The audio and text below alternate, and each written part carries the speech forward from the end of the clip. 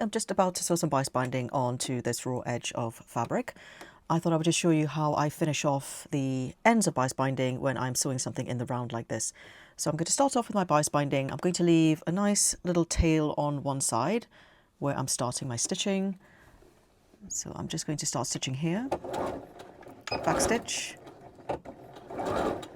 and then when I come around to the other side, I will show you how I finish off those loose ends.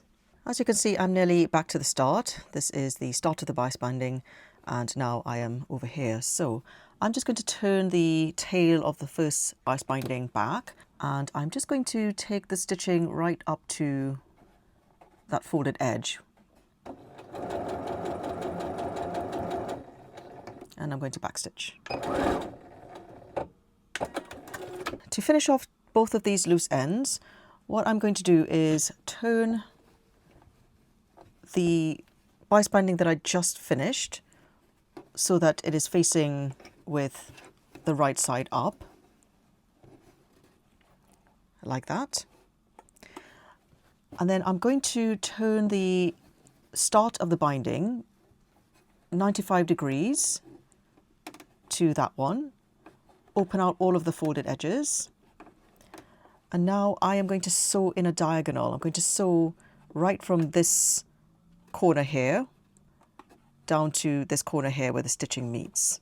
So to try and get it exactly perpendicular to each other. Again, folding out all of the pre-pressed edges.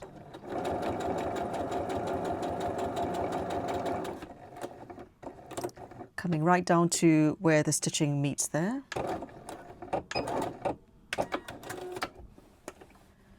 So this is what we have. I am now going to trim away all of that excess binding.